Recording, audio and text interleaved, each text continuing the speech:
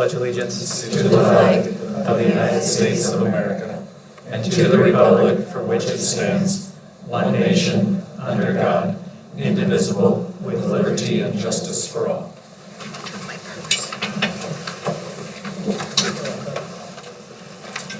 Call the meeting to order and start with roll call. Mac Rankin. Here. Ben Metzger. Here. Rob Keller. Yep. Eric Christensen. Here. Donna Kramer. Here. Ryan Worling. Here. Sue Wilson. Here. We have a quorum. Good news and board member reports. Good news is on the internet. Good news is on the internet. If you have not been, or were not at the Veterans Assembly on Friday, I highly encourage you to try and attend next year. That was pretty powerful and impactful. The other thing I shared with you today is a recording from our 7th grade band, or junior high band. Every now and then he'll send me a recording, which is kind of fun just to hear what they're doing in class.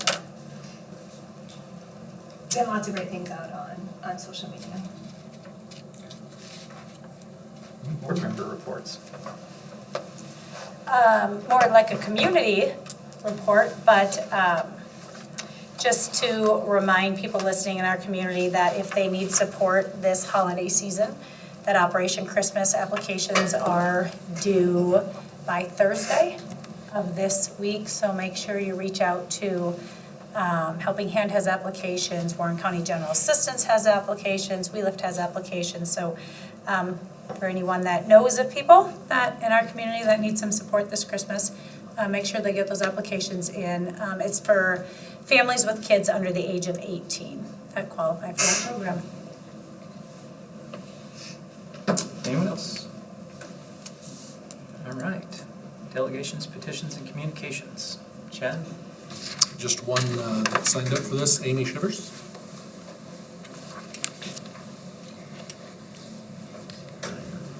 Hi, my name is Amy Shivers. I'm here to discuss the importance of DMAC classes being offered to our high schoolers and how I believe we are missing the mark. I have 5 children. My oldest graduated last year. I also have a senior, sophomore, 7th grader, and 4th grader. My senior daughter is the reason why I'm here today. She's currently working at Windsor Manor tonight and was unable to attend. Are you aware that both Carlisle and Norwalk provide their students with enough DMAT classes that they have seniors graduating from high school with associate's degrees? I've talked with parents from both schools who have a senior graduating this year and will both be successful in reaching that goal. Both schools make classes available through DMAC starting their freshman year. From what I've learned from Indianola is there is a heavy push on students taking in-person classes rather than online. While I can appreciate this desire of having students experience the classroom setting with teachers and peers, we have to ask, are we holding them back? In my opinion, yes. When I worked with Annette Giron in the past years on the School Improvement Advisory Committee, we often discuss the question, how do we better prepare our students to succeed after high school? What better way than providing them all of their prerequisites that they need in specific programs like in Bella's situation? Another part to answer that question is to start allowing them to discover different interests. For example, one of the moms from Carlisle spoke on how her children, a senior and a junior, were able to take a paralegal program. Her daughter was interested in law, and her son tried a coding class as he was interested in IT. They both discovered those were not the right direction they wanted to go in and now have a clear occupation chosen. Allowing them to try those classes both saved time and money as they transition out of high school. Bella needs this one last prerequisite, it's a physics with lab, to be able to apply to the sonography program at Mercy next fall. I will say Indianola has provided other prereqs that will help her reach her goal. However, without this last one, while it will have saved her money, it saves her no time without that class. She will have to wait another year if it's not completed by the end of spring this year, the end of the school year. My goal here tonight is to point out that while Indianola is doing great things, it's clear that we can improve in this area. To see the words unlimited possibilities as you walk in, but to be told, well, that's only true within a budget. Those words were tough to hear from a school administrator about your child's education. Then we were told it's because we don't have an agreement with DMAC on that specific class. So which is it? If it's money, why can't that money be shifted from one class that is offered to a class that isn't? Indianola does offer a physics class, but it's not concurrent. We would like to thank Mr. Siebersma and how much he's done with fixing Bella's schedule this year. Bella made multiple attempts to email and finally meet with her counselor on the amount of errors that have been made. Bella is a very independent person and never wanted me to get involved, but when she came home the last time after a meeting with her counselor in tears, I decided it was time I helped. Her counselor told us there was nothing she could do to fix the problems she had made. Without the changes Mr. Siebersma made this semester, we'd have even a bigger setback. It's unfortunate that instead of taking an easy schedule her senior year, Bella will have to finish out with 5 college credits next semester. Since her freshman year, her counselor has discouraged her from taking any advanced classes, which is something that I've heard from a couple other Indianola parents as well. Bella has proved herself time and time again. Travis and I have had teachers email us about how hardworking she is, and quickly she's caught up on work when she's missed school due to illnesses, surgeries, and hospital stays. After everything she's fought through, she continues to push forward and set big goals. We wish we would have felt a little bit more support from her counselor and the district and really made her unlimited possibilities a reality. Thank you for letting me speak tonight and share my thoughts. I hope we can better align ourselves with surrounding school districts that are helping their students achieve big goals by making it easier to take specific classes and try new things.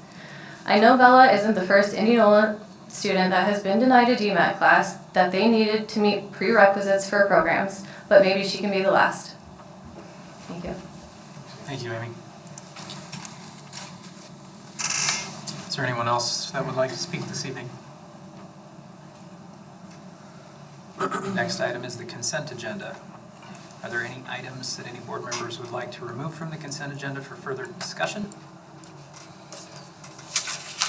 These yellow ones.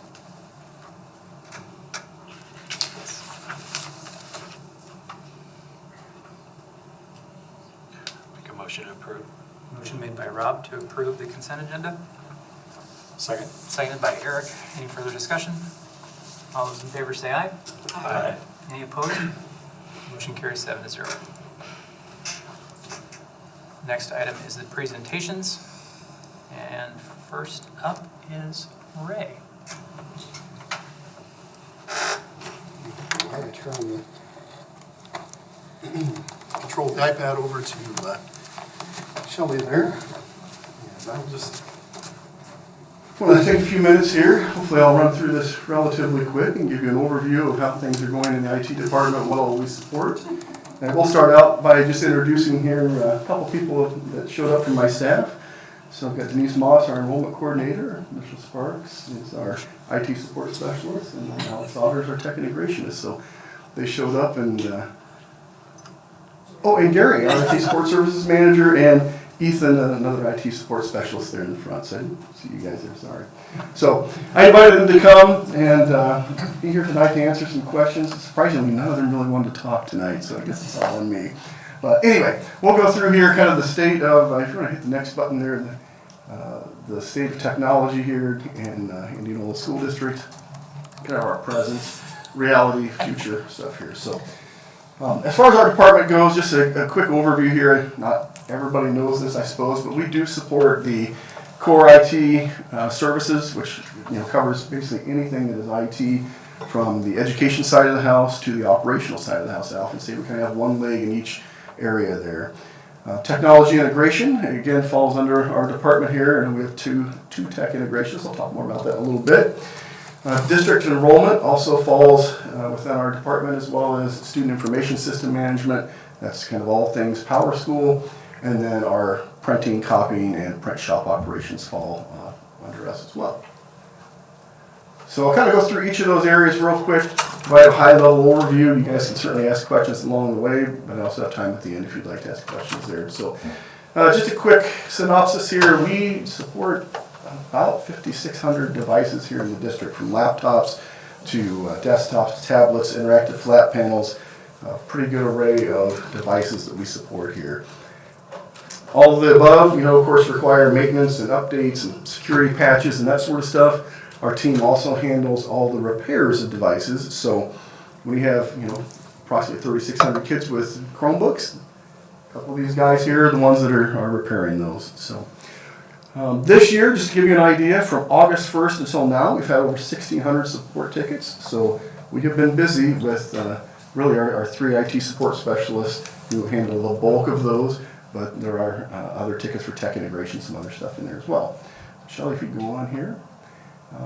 Other endpoints that we manage, so wireless, we have 239 access points across the district, 2 wireless controllers, 56 network switches. This is all the stuff people usually don't see. It's that kind of stuff on the back end that makes everything work. 9 routers, a firewall, 53 different servers that run in the background for various services from HVAC to file services and so forth. 427 phones, security cameras. With the completion of a project that we just finished up, a security project for all of our elementaries, and added a few others here and there. We have 767 camera views across the district now, so that's a lot. Strengths here within our core information technology services, I'll say our equipment is generally standardized and on a replacement cycle, so we've done a good job. This is my 14th year here. We've done a really good job of replacing stuff on generally a 4-year replacement cycle for the end user stuff and 7 for the network stuff. We automate processes as much as possible, so with the staff that we have, it's important for us to make things not a manual process if we can. So we automate all account creation and stuff.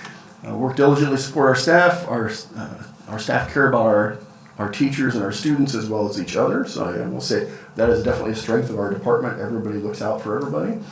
Our department is comprised of, well, I'll call techie and non-techie people, and that's, I think, an advantage. You don't find that in every school district. So for example, not every school district will have tech integrationists within the IT department. They might not have the enrollment coordinator within the IT department, but those are kind of typically the non-techie staff, but it gives us a perspective that we can see both sides of what's going on there within our department. And sometimes, the real techie people like myself or some of the others might say, well, let's do this, and then we get some feedback from the others to say, maybe not, pump your brakes a little bit.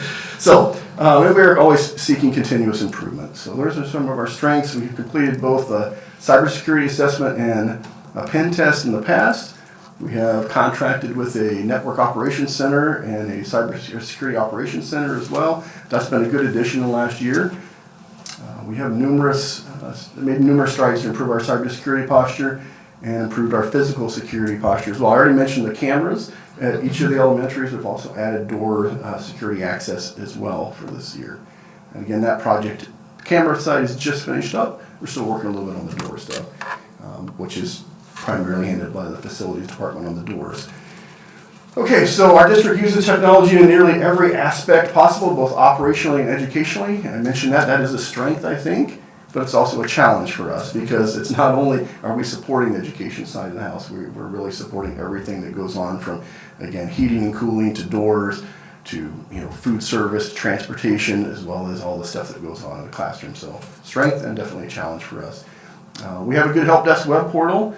We have a help desk phone number. Those are strengths, or the challenges, strengths and challenges together there because we don't have a dedicated person to answer that phone. So when people call for help, they don't always get that, but we do get back to them as quickly as possible. Security and data, that's data privacy. That's another challenge for us that we've been tackling. Is we want to make sure all of our students' data, wherever it's going out on the internet, is protected, and that's a challenge we've really taken on in the last year to make sure we have data privacy agreements for all the sites that our students use. And that's a work in progress. Another challenge, of course, is, I mentioned the 1,600 requests that have come in. We always have more requests coming in than what we can resolve. And so that is for those of you a little older in the room, I always like to say it's not like we have a Maytag repairman sitting there waiting for a call. More is more, I guess, and that is a challenge. Everybody wants to use technology. It's a great thing, but things don't just run. They seem like they run, and they just run, but it's always requiring maintenance support in the background. So anyway, that's core IT services, strengths, challenges, kind of an overview. Enrollment, I'll transition there real quick. This year, Denise has worked really hard in getting all of our students and families re-enrolled. We're actually at 99.9% 9% of students have been re-enrolled successfully using our online enrollment program. If you look back 5 years ago, that was not the case. Online enrollment was a challenge, and Denise has really done a great job there. She helps out with state reporting, certified enrollment. Give some more kudos here. She was the one to get us first in the state, and we were the first ones to actually get certified enrollment done this year. So that was kind of her goal. It's been her goal for a while. Throughout the year, she works on enrolling new students, address changes, works on open enrollment with other schools, transfers out, contact changes, document uploads. You figure every student that comes in, they have all sorts of records that need to get uploaded from their, help me out, Denise. Immunization, yes, that's the word I'm looking for. Immunization, proof of residence, all sorts of documents, and that is quite a process to do. So, strengths here, I would say, if you know Denise, she is a good welcoming first face for the district. That's where people usually they first come in, and she's the person they meet with. So, consistent enrollment process from year to year, and that's why we've been able to get to that 99%. And along with her annual improvements to that process. So she's always looking for a way to tweak things, make it a little easier for parents, and now it carries over all their data from the previous year, so it makes the process much easier for them to go through. Carrying helpful support for our parents with PowerSchool and Schoology. She often gets those questions and helps out. And then regular communication about timelines, and she's on social media. If you ever see a question out there about enrollment, Denise is usually responding at 10 o'clock at night, even though she doesn't have to. She does a good job of that. So, challenges, we'll say here, June through mid-September is our biggest challenge for the enrollment. It's just simply, it's too much for one person. We've tried multiple things over the last decade, or I should say, nearly 14 years that I've been here. And it's just human nature is wait until about the time school starts, and then let's get our kids enrolled. And so I think we're going to need to look at this probably as a seasonal help type thing. But anyway, you see here, enrolling approximately 400 new students, and again, delivering all these different documents and students, it's quite a process. Exception requests, that's when somebody, they want to go to a different school than what they've been assigned to, and sometimes that can present a challenge as well. Technology integration, I mentioned I've got Allie here behind me. We have 2 tech integrations in the district, and so we've got Allie and we've got Celeste. Celeste couldn't make it here tonight, but you can kind of see there's an overview. They work with our teachers. They're the ones that are out there helping the teachers, helping the students, sometimes co-teaching with the teachers on their lessons, and they promote, support, and train teachers on the resources that we have available, such as Power Teacher, Schoology, ClassLink, Edpuzzle, all these different tools that our teachers use. They provide a weekly schedule, so teachers can actually know when they're going to be in the buildings and schedule time with them. They provide information on SAMR, which is our tech integration model, and provide PD on that. We had some PD here a couple of weeks ago where teachers had the ability to choose which session they went to, and that usually goes over pretty well. This has led to ongoing work with 20 plus teachers signed up afterwards saying we want more help. So they do good work out in the classroom. Again, with SAMR here, secondary received, just talk a little bit about that PD, in-depth SAMR PD on October 15th. It included 14 different presenters, so they brought in other presenters as well. So some of those from the AEA, district vendors, other teachers. I think, Jamie, you helped out with that too, if I remember right. So they do a great job of organizing that, bringing it in, and helping get our teachers using technology. I'm going to go on. Shelley will track on here. Another thing I mentioned earlier is student data privacy. These two have been working really hard with me to get student data privacy agreements signed with all of our vendors. So a lot of times what happens in education, there's a new website that comes out or a new app, and boy, it sounds great, but we don't know how our data is being handled on the back end. And so what we look for is, as part of a national consortium, we're now looking for these vendors to sign an agreement with us to know our data is being protected. And if they're not signing, then we're looking not to use that product. Strengths here, parents have Schoology access this year, which is something I know the high school has wanted for quite a while, the middle school has wanted as well. So they have access this year that they didn't have previously, and our tech integration has helped with that. More and more teachers are understanding SAMR, so they know what our model is, and they're actually working with our tech integration. So those are some strengths.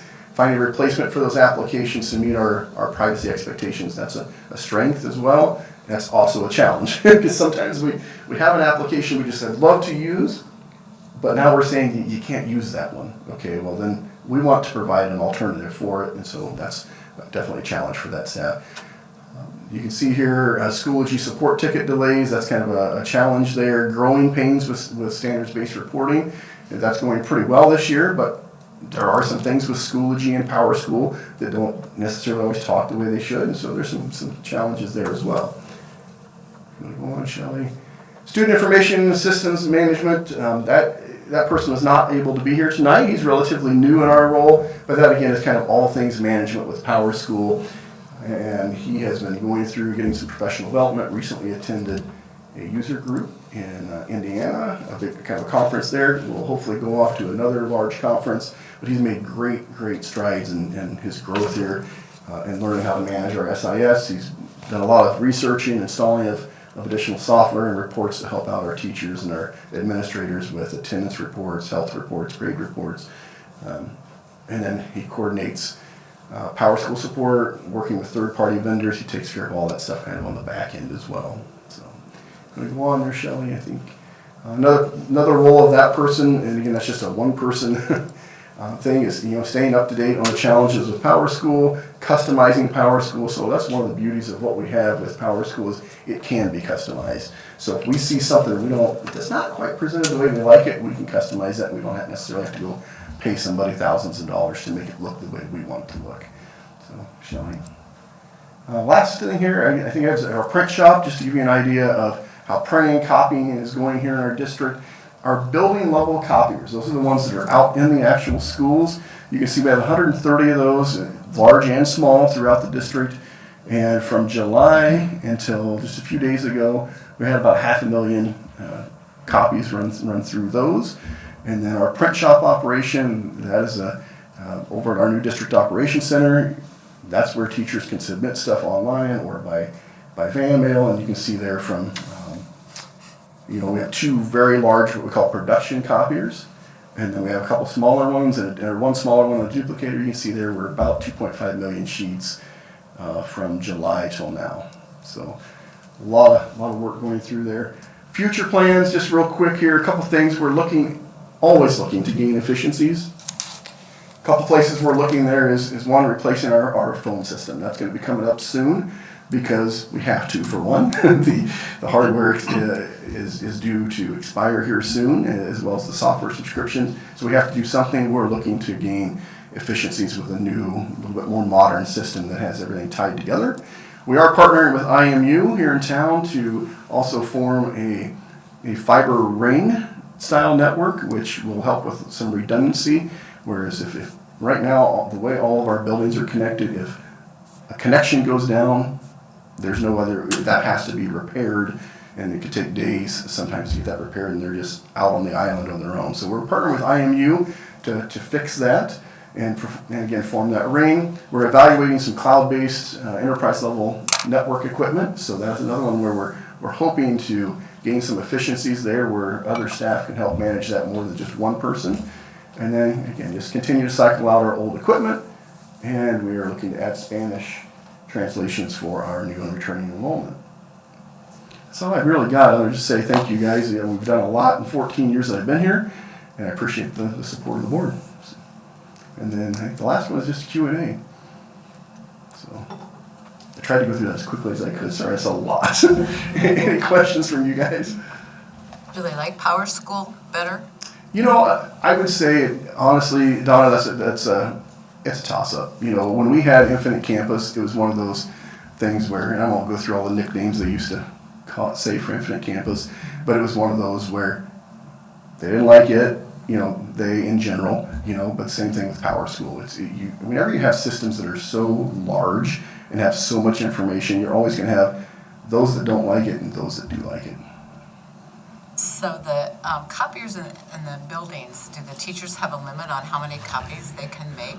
Yep, they do. So we do limit what can be made in the building because there is a significant cost difference between doing that in the building and doing that in our print shop. So we don't limit what can be done in the print shop though. So they can send as much right now as they need to. And hopefully that saves them some time from actually, setting the copier and making it themselves as well. And I think you can see they're making pretty good use of that with 2.5 million copies.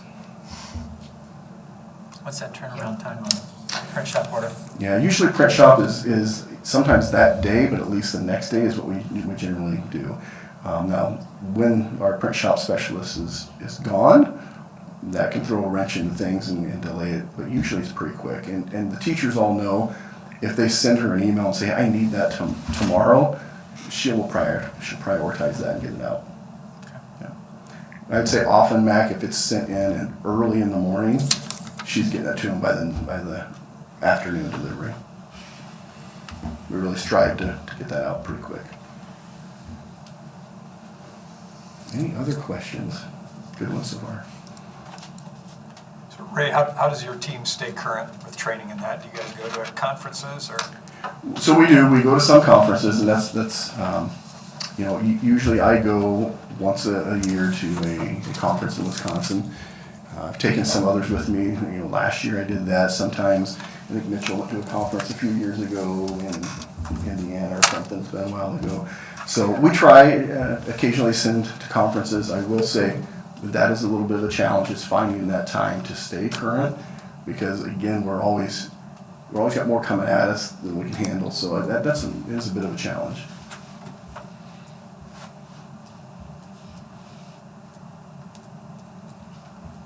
Thanks, Ray. Yeah, thank you guys. Appreciate it. Next up is Mr. Searsmith.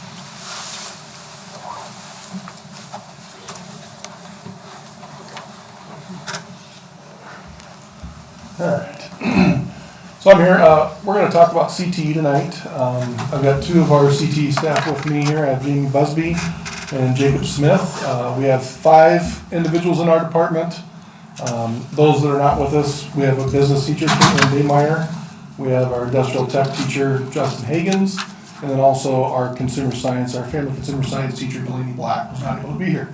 So I'm going to turn it over to these guys, and we're just going to, like I said, talk about CTE and some of the things that we're doing and answer any questions that you might have.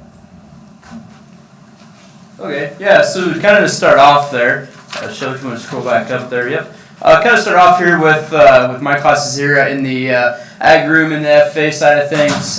We made a few changes here to our classes that we did have in the past. We were able to add plant science and grounding, which was a class that we did have prior before I came to the district, and then they changed some classes, and then it just seemed it was a big need to have that back. And then another class that we added was the wildlife management and outdoor recreation, and that was a big impact. We got a lot more students in the classroom. We were able to take a class out that was maybe only seeing maybe 6 to less than 10 students in the class, and we were able to fill that with 43 to 45 kids this year, 2 different periods. So that's been a great deal. We did change our way we kind of made our graph for kids. We opened it up to make it more so that students could take more electives, and that was a problem we were kind of hearing from the guidance counselors. The students were needing some more electives, so instead of being more grade specific, we did open up some of those earlier classes like Intro to FNR, Natural Resources, Animal Science, and Advanced Animal Science, just to help give more opportunity for kids to get more electives. But otherwise, Plant Science is looking at another probably 25 kids, and then of course we'll have our horticulture in the spring. So I think we've had good changes as far as making some new addition of classes on the ag side of things. So I will speak on behalf of the computer and business education. So we offer a wide variety of classes as well. And again, the counselors were asking if we could offer more classes for the freshman level because they just have a little bit more, they aren't able to have open, so they have a little bit more openings in their schedules in order to take classes. So we opened up some additional classes, including Introduction to Business is brand new this year. And that is really full, and students are really liking it so far. And we weren't able to offer it as many sections as we would like to. We had to turn down over 100 students that we couldn't fit because we're short a teacher. So we're also not able to offer the personal business law or accounting 3 this year. But hopefully next year we'll be able to offer those classes and offer more sections of Intro to Business because a lot of freshmen really wanted to take that. And our idea was to get students in the classroom to teach a wide variety of business concepts and hopefully get them interested in taking the rest of our courses. As far as the other ones, we'll just kind of touch on those briefly. You can see for our family and consumer sciences, they kind of have the foods industry and then the hospitality industry, as well as the childcare. So 3 different tracks that students can take if they're interested. And then for our engineering and coding, this is Project Lead the Wave. You've heard that term, it's also at the middle school.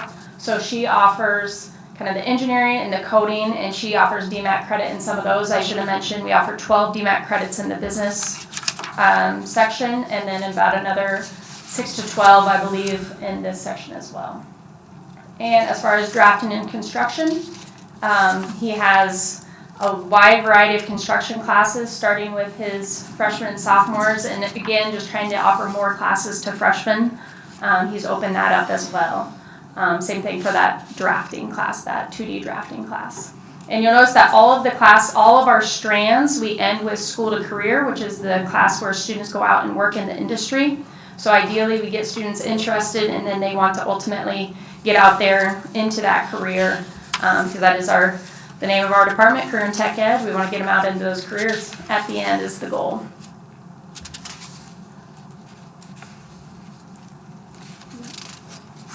So within our CTE department, we're also, I guess, blessed with some extra funding. So we apply for grants each year. The one main grant that we get every year is the Carl D. Perkins grant.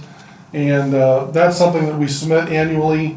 We have to provide a plan on how we're going to spend those funds prior to the acceptance of the grant. So in general, I mean, for a school our size, we're looking at anywhere from $27,000 to $29,000 right now, typically. Smaller schools generally will group together to get that grant, as we're large enough and we have enough enrollment that we can do this on our own. So I do apply for that every year and take care of any of the correspondence that's needed for that grant. And then I also work with all of our staff to make sure that we're spending it the right way and that we're getting those things submitted timely so that we can get that reimbursement from the state for that grant. A new grant this year that we were excited about was the second one listed there, the Industry Recognized Credentials Grant. This was something that was opened up late last year. It was awarded, I want to say, in April, and you had to spend it at that time by no later than September 30th. And what that meant was whatever we spend that money on, you had to have it in hand and actually in front of students, and they had to complete those credentials in order to pay for it with this grant. They did adjust that a little bit so that it wasn't quite so restrictive once the new school year came around.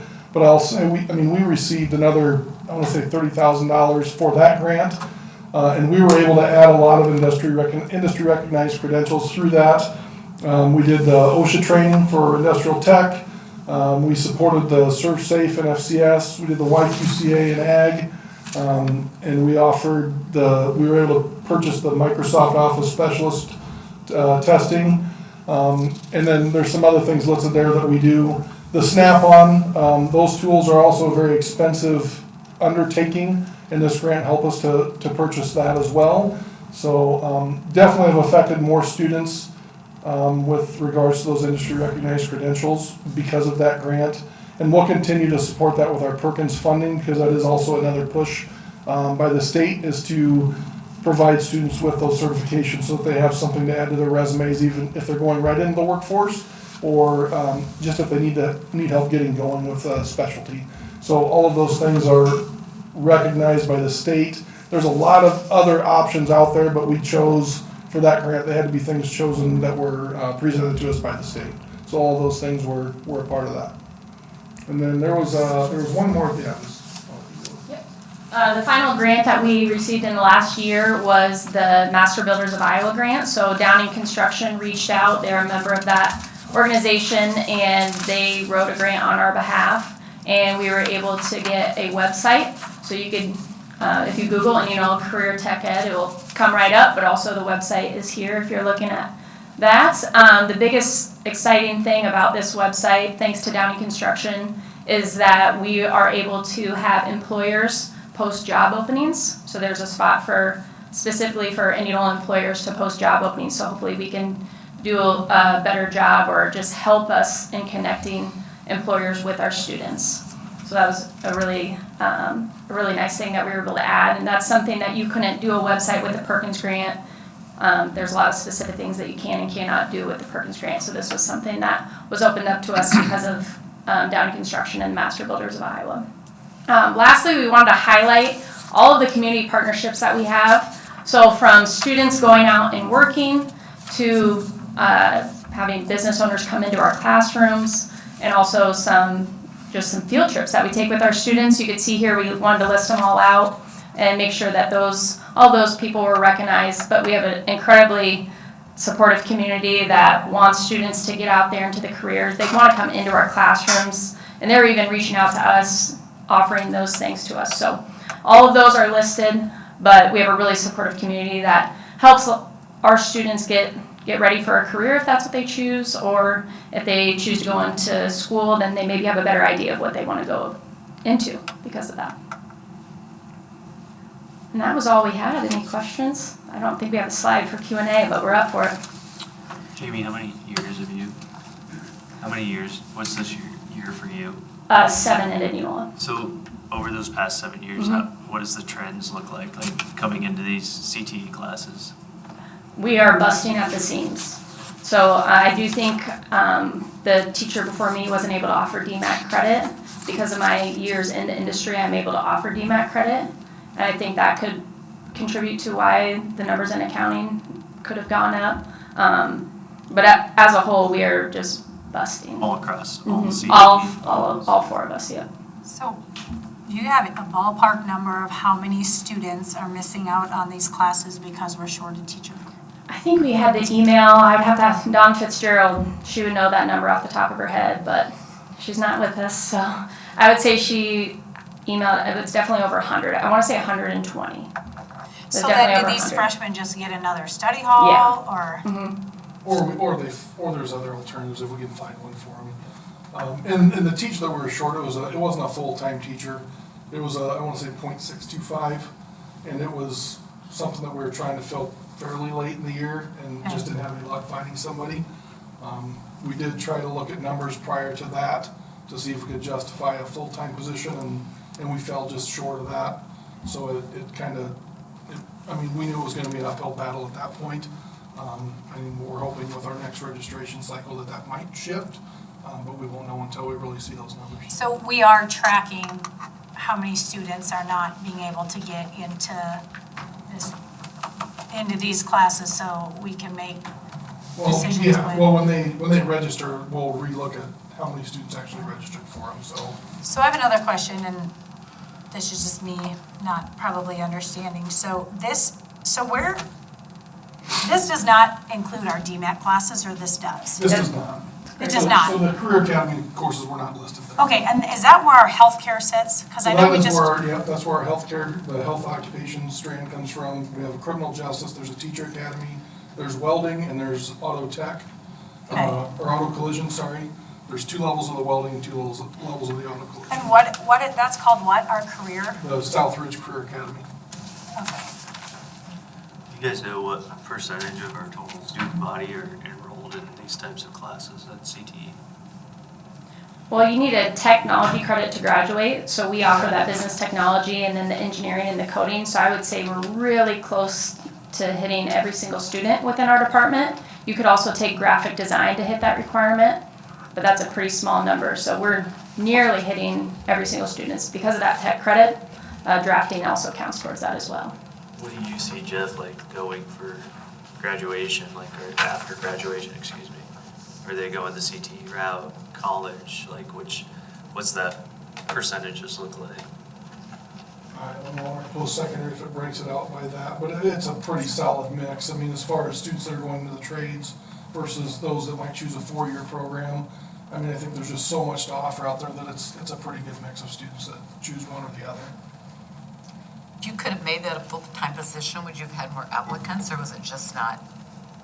I think we would have had an opportunity. I would also add, though, that in business, sometimes applicants can be tight there as well. But And anytime you have a full-time position, you're gonna increase your chances of. Right, I just didn't know if you didn't have any applicants, if you're just. Yeah, well, in the past, this position had been paired with another position, and we made some adjustments, so that didn't really fit, because it was connected to an at-risk type position, but it hadn't made as much sense, so.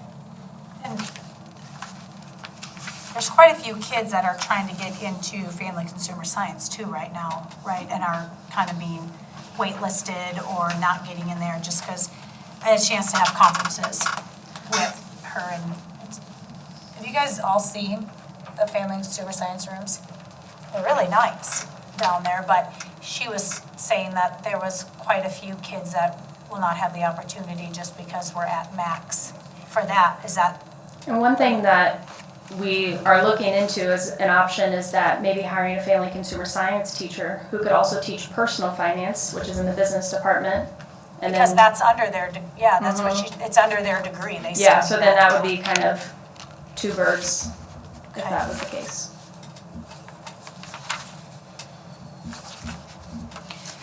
So when you talked about those certifications that they got this year through the grant, Jeff, you said we're gonna try to hang on to, Yeah, well, so with the Doing that. Brookings grant, we will still be able to fund those opportunities. And out of that grant, I mean, I'll be upfront, the biggest cost of that grant that we got for the IRC credentials, or the credentials grant, was the snap-on cost. I mean, I think that was like $20,000 Okay. of the 30. So to support those IRCs, I think that's very doable for Okay. what we offer, and we'll continue to find ways to support those opportunities. If Well- not, add more of those opportunities too. well, thank you for writing those grants, because grant writing is not fun. So I appreciate you. No, it's like 75% of what I have to do, so I get it, and so I appreciate your efforts in going after some of these funds that help give our kids more, our students more opportunities, so thank you. Where do you guys see the future going? Like, say, the next 10 years, and if you had a genie, what would be your wish? What would be your number one wish for a CTE right now? Well, something that's pretty exciting, we haven't talked about the new high school. So part of the second phase of the new high school is an expansion of the CTE department. So I think one thing that we have a lot of students go to the DMAC academies for is welding. And I think if we could house welding here and keep those kids from having to drive to Des Moines, I think that would be awesome opportunity for our students. So hopefully within the next 10 years, we can have a welding facility to the east of the building and an instructor to teach the welding here. Because when they drive, then they miss a credit or class. Exactly. 4.5 years. And even if they still feed into that system, it'll provide us an opportunity to prepare kids for that. Right now, a student that wants to go into welding is doing it for the first time on DMAC's campus, whereas we don't have that ability right now to give them that initial shot of it, to know whether or not it's for them. So that'll be exciting to expand the programs in general. Thanks for all you guys do. Yeah, thank you. Thanks, guys.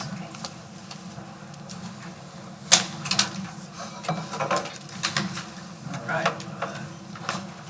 Everybody doing all right, or does anybody need to take a break? Okay. Next item is the election of board officers. I think that's me. That's you, Mr. Chad. You Take over as be the president. Yep, board secretary, so I'll be presiding over the election of the president and vice president. We'll open the floor for nominations, and the nominations don't need a second. When I don't see any additional nominations coming from the floor, or you can move, support, and carry deceased nominations, then I'll close the nomination process, and at that point, I'll put each nominee up for a roll call vote until one should obtain a majority of affirmative votes. I'll call the roll in alphabetical order, at which time you may vote yes or no, and you are allowed to vote for yourself. And with that, I'll open the floor for nominations for president of the board of directors.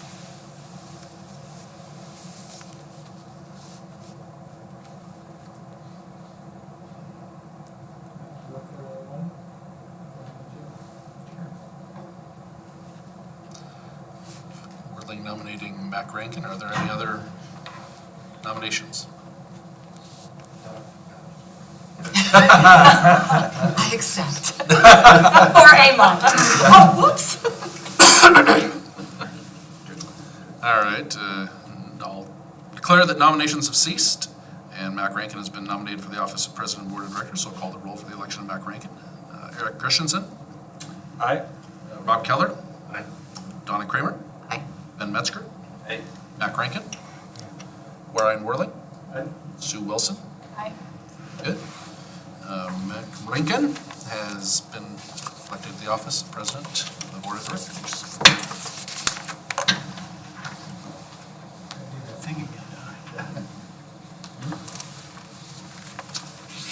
Please raise your right hand.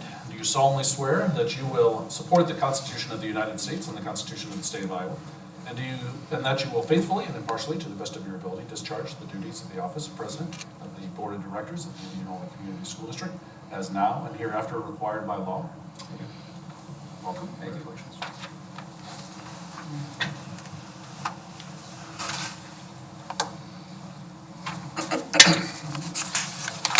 So I'll open the floor for nominations for the office of Vice President.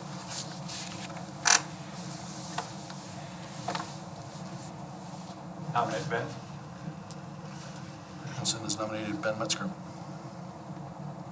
Any other nominations?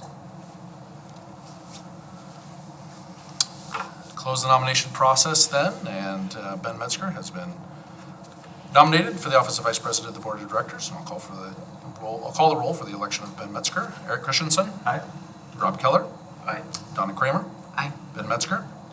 I'm just kidding. Mac Rankin. Ryan Worley. Aye. Sue Wilson. And Ben Metzger. Just like. Oh, sorry. Ben Metzger has been elected as Vice President of the Board of Directors.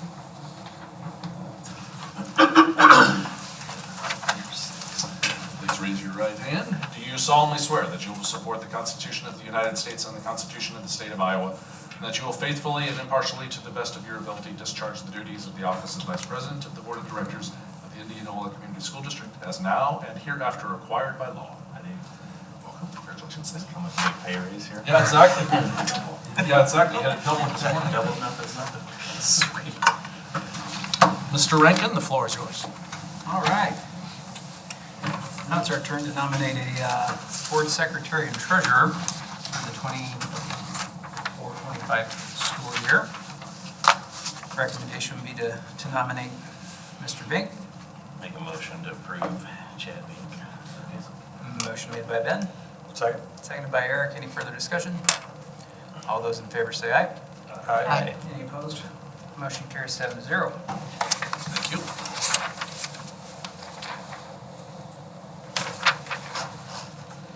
Please raise your right hand.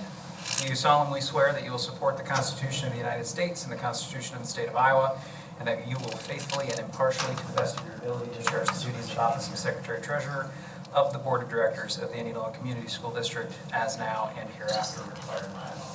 I do. I do. Congratulations. I feel like we should make the superintendent like swear in every year. I think that's right. I think you already did. We did. All right. Sent an email out to you guys this morning. I hope everybody had a chance to see it. Wanted to gain, I guess, understanding on whether Mondays continue to work for everyone, or if we need to reevaluate what day we have our meetings. Mondays are good. 5:30, Mondays, here. Okay.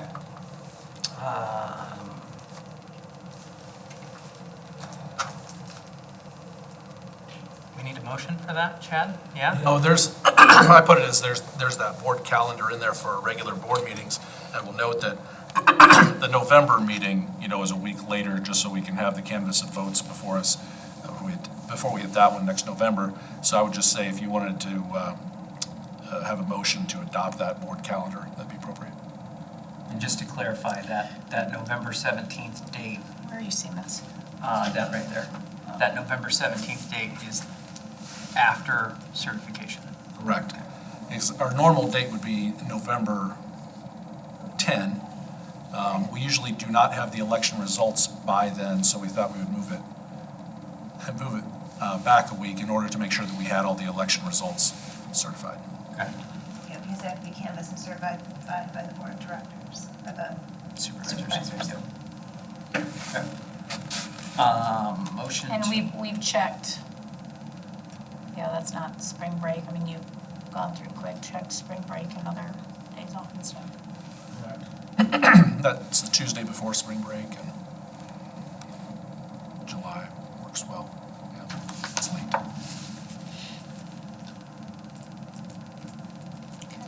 Motion to approve the calendar. So moved. Motion made by Eric. Second. Seconded by Rob. Any further discussion? All those in favor say aye. Aye. Any opposed? Motion carries 7-0. All right, next item is the committee assignment. Appointments. We've got Donna serving on all 6 committees. Oh, good. Thanks. Anyone want to do anything different? Did you guys make a list? What committees you wanted?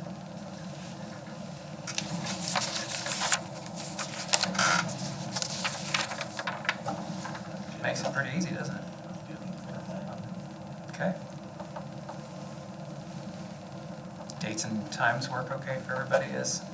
Okay. Creature habit that way I can remember.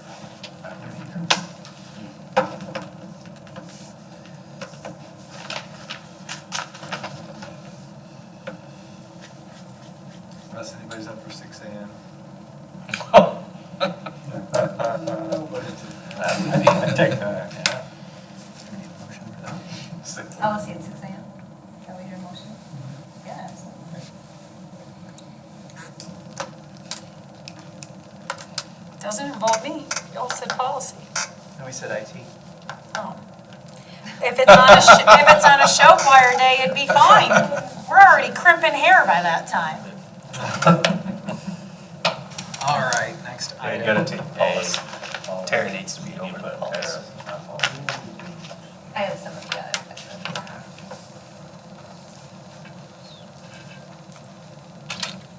I'm going to take John off.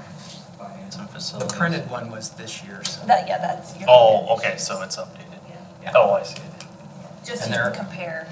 There are some dates on there that are already marked out for this upcoming year, so.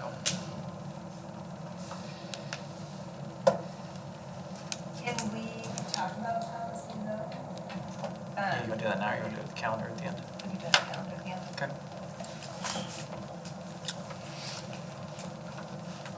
Consideration of the county conference board and community athletic facilities board appointments.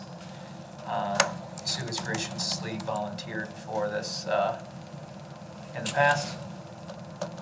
Go for it again. Sure. Would nominate Sue to fill that. Should I nominate Sue? Second. Thank you. First and second, Rob and Aaron. Any further discussion? All those in favor say aye. Aye. Motion carries 7-0. The official newspaper designation. I'd like to nominate the Advocate and the Record Herald. We can do that now because you guys are in print, right? And that was the reasoning behind why we cut it in the past. Yeah, second that. I guess I can't make the motion. I'll sorry. make a recommendation to designate the Indiana Independent Advocate. To clarify, the Record Herald. Print version. Yeah. Motion made by Ben, seconded by Rob. Any further discussion? All those in favor say aye. Aye. Any opposed? 7-0. I can't be online. Legal counsel is up next. Excuse me. Motion to appoint Allers and Cooney. Motion made by Eric, Second it. seconded by Sue. All those in favor say aye. Aye. Any opposed? Motion carries 7-0. Next is the consideration for approval of a early retirement plan for the 2024-2025 school year. Mrs. Paul will kind of shed some light on the recommendation. Yeah, so as we've talked through this the last couple months, one of the things that I've shared is this idea that we can't necessarily replace the teachers if they leave on their own accord. And so to make a plan where we're enticing them to leave, one of the latest statistics that has come out in education is that over the next year, we will have 300,000 new teaching positions across the nation. We will also have 140,000 new teachers entering into the workforce. So 300,000 minus 140, that leaves us 160 positions that aren't going to be filled currently, and that doesn't take into account the positions that are currently open and unfilled, or filled with undercertified staff members. And of course, we're talking across the nation, not just in Iowa, but in Iowa alone, we also have openings that are unfilled going into this school year. And so to entice teachers to leave and then not be able to replace them with highly qualified individuals, especially in the areas of high need, it is very concerning. The other thing is to think about when you offer an early retirement plan, the goal is to hire at a lesser rate. But in the HR community, we've often talked about how do we hire the best and not just hiring to meet the early retirement plan. We're at a lower rate. And so if we want the best, then we need to open ourselves up to hiring the best, which might mean we have to pay a little bit more, which then doesn't make sense why to offer an early retirement plan when our general fund isn't going to see the ramifications of that. We asked Chad to pull together some numbers from last year's plan, and roundabout, we would save 500,000. But of that 500,000, 223,000 of that is general fund savings. The other is special services or siloed funds that don't affect the general fund. So is that enough to say, yep, we need to offer another early retirement plan this year? Going through all of that, HR committee, finance committee, the recommendation is to not enact one for this coming year because of those reasons. The inability to hire even when we don't offer them, and the inability to hire at a rate that would affect the general fund. I have the pleasure of sitting on both the HR committee and the finance committee. And personally, for me, I really felt like, based on the decisions that we made as a board last year to offer that plan with the idea that it would potentially become a second-year option, I guess it put a lot of weight on my shoulders and on my heart, to be completely transparent, on just making sure that we're doing our due diligence to stay true to the decisions that we made in the past. But after looking at the data and truly understanding the level of concern that our administration has around rehiring for these positions, I personally fully support the recommendation not to offer that this year, as much as I wanted to be able to do that after we said, last year that we were going to try to do this in a 2-year term. So for the staff that were optimistic that we were going to be able to do that this year, I'm very sorry that that's not the case. I just don't think it's in the best interest of the district to move forward with offering a early retirement plan.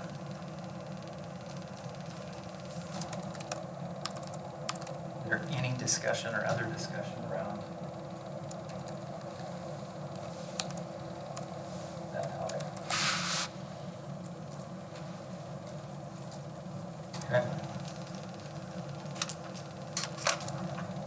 item is to set the time and place for a public hearing related to the year-round education calendar at Irving for the 25-26 and 26-27 school years. Just to pause a minute, do we need a motion I on think that you last need a one? motion. Sorry. So make a motion to not enact an early retirement plan for 24-25. Motion made by Eric. Seconded by Ryan. Any further discussion?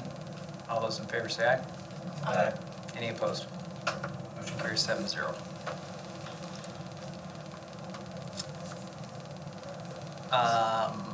So the public hearing for the year-round, actually, I need to have the public hearing first. This is just to set the date and time, correct? This is to hear any public comments on Gotcha. the year-round. Okay, so we need to open the public hearing. Jenny, would you like to speak on behalf of the, okay. We close the public hearing. So now on the considering the approval of, so this is an every other year for the next 2 years. So we're under a 2-year approval from 2 years ago. But we need to either approve the continuation of the year-round or the discontinuation of the year-round at Irving. I obviously would recommend that you approve that. And then what that allows us to do is make a petition to the DE with our suggested calendar, which is this year's calendar, that we will follow the same format into next year, and then approve that year-round calendar when we do our traditional calendar and submit that, so. Motion to approve the year-round education calendar for year 25-26, 26-27. Motion made by Rob, seconded by Ben. Any further discussion? All those in favor say aye. Aye. Any opposed? Motion carries 7-0. Setting a work session for the IASB presentation. I'm sorry. Work session. Yes, but this is this one for Simpson? That's, so, remember Mr. Pauly Yep. emailed you? And it makes more sense to add him here rather than adding another Okay. half hour to another board meeting, or to the January board meeting. Yes. So this work session, we would hear some research being done at Simpson College around mental health in Warren County to open it up. That'll be about a 25-minute to 30-minute presentation. And then working with ISB and Luann Gavist on the board governance and roles as a board table. And that is on January 6th at 5:30. We thought we would do it early in January before all the activities begin to happen right after the holidays. We having dinner? Absolutely. Okay. Yes, I will bring dinner, yes. Rhubarb pie? No, Eric, just rhubarb pie? no, it's like chocolate season, guys, it's winter. Rhubarb is spring, fall. We'll have a hot chocolate bar. Rhubarb is year-round, so No, you're that's still. my wife does not grow in the snow. What's that? You have it frozen. No. What? Okay, so in January, we will have a meeting on the 6th and a meeting on the 13th. Correct. Is that right? Okay. Yeah. And this is a time start of 5:30. 5:30. And it will probably go till 8. So just so you are aware of that. But I will have supper for you. I'm not writing it down. I know, I noticed that. Are you gonna come for supper? I know, I just said, yeah, I might. I just said I'm not writing this down, but It's real nice, again. again, I'm so rude. So I do recommend you set Monday, January 6th at 5 of 2025 at 5:30 for the board work session. Is there a motion? I'll make a motion that we set aside Monday, January 6th for a work session at 5:30. Motion made by Sue, Second. seconded by Eric. Any further discussion? All those in favor say aye. Aye. Any opposed? Motion carries 7-0. All right. Teaching and Learning School Improvement Advisory Committee report. So two documents in there for SIAC. One is the minutes, and then the second one is a slide presentation that I'm going to take you through as a backup to the minutes. And kind of in summary from the minutes, we met twice in this fall, taking a look at conditions for learning, ISASP reports, looking at some intermediate and long-range goals for reading, math, and science. We talked about a district leadership team that has been formed, but the bulk of that work was a part of a discussion about how student mental health could be negatively impacted by student access to social media, possibly through cell phones, which has been a nationwide discussion.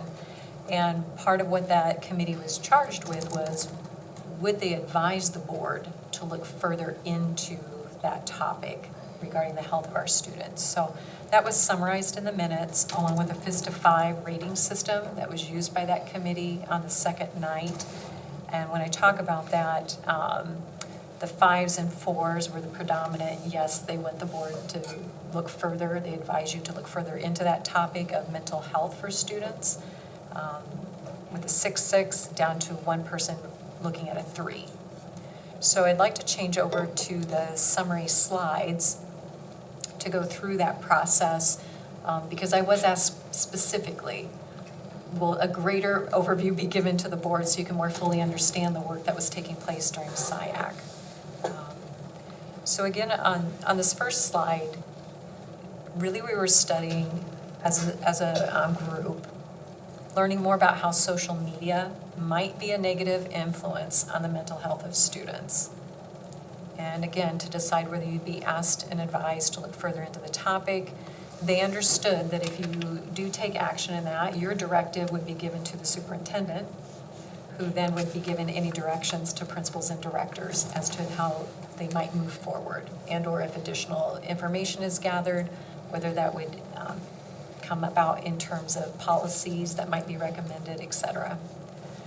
In those presentations, we spent time looking at the vision of the board and how, Shelley, not quite so fast. Can you go down? There we go, thank you. Specifically, we are trying to prepare students academically, right? But also their social and emotional well-being and putting them first. Also in the strategic directions on the next slide, that piece where not only we're trying to maximize their learning, but we also want to make sure that they have unique learning needs through emotional, mental, and behavioral health. Again, in the last strategic direction is to prioritize that type of social and emotional safety. So that's why the topic was there in conjunction with the focus of the district. We did spend time too taking a look at this pyramid. You can find these pyramids called multi-tiered systems of support. It's a common diagram that's used in the educational field. It can be built on academics. It can be built more on behavior specifically.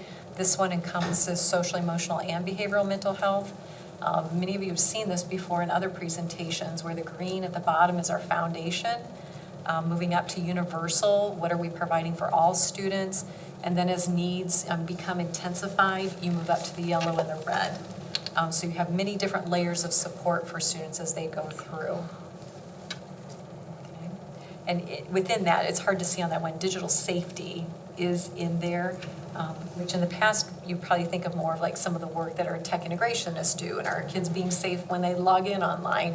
But it has expanded to how is it affecting students' emotional stability too. We didn't study this book called The Anxious Generation by Jonathan Haidt, but it's an extremely popular book. It's kind of a compilation of lots of different data. But we did stress we're not researchers. We weren't trying to just look at one sole source of data, but that is a very popular one that districts are studying and many people are having conversations about. And within that book, it's kind of summarized into these 4 basic harms in terms of impacts that go across all ages, races, regions, economic levels across the world. It's not data specifically just isolated to the United States. And the impact that they believe they are seeing is that the impact to students on social deprivation. Socially, we've changed. And some of that type of examples would be, let's say, for example, that the superintendent and myself are on our phones next to each other, playing Candy Crush, whatever the games are. That's considered social play now, even though we might not be interacting, but it's like parallel play. We're on our devices and we're not talking, we're not looking at each other, we don't have that interaction. So there is a little bit of that social deprivation.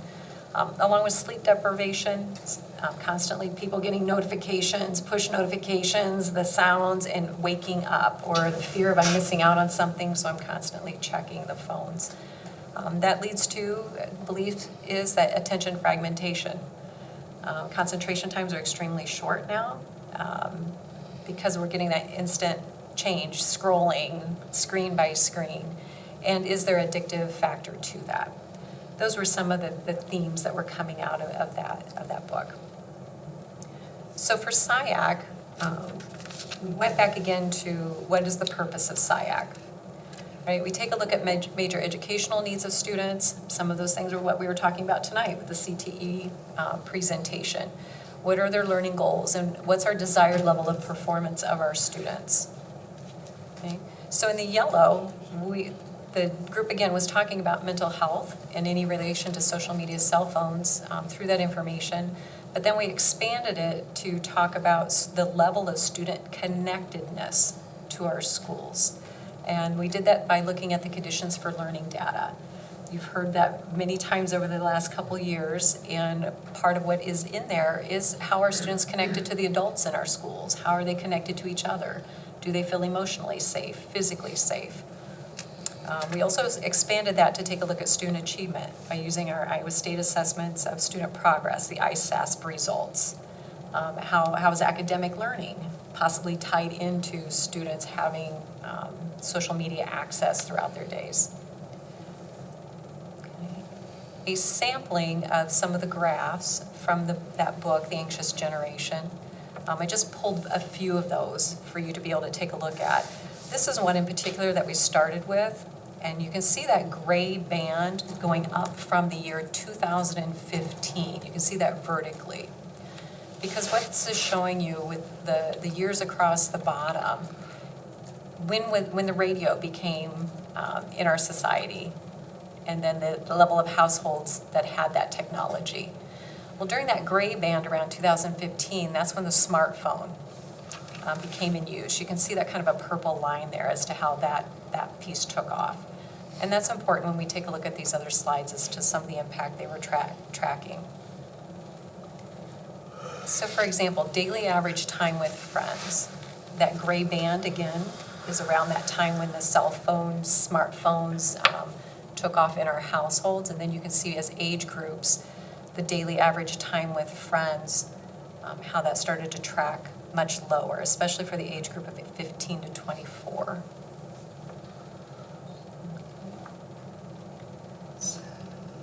This next one, talking about feelings, girls and boys often feeling lonely, upward trajectory there. After the gray band, reporting my life is useless. A lot of comparisons online, and life often feels meaningless. Major depression among teens.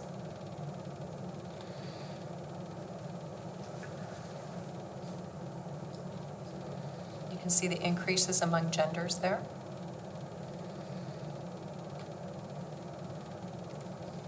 And the next slide, emergency department visits for non-fatal self-harm in U.S. teens ages 10 to 14.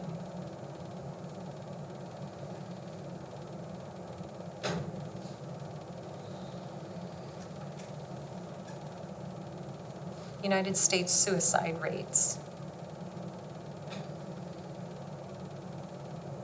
In that particular one, had increased by boys 66.5% and girls 117%. So at the bottom of each one of those, you can see the source was different, but they were compiled within that book, The Anxious Generation, as a part of the database that author had used for that.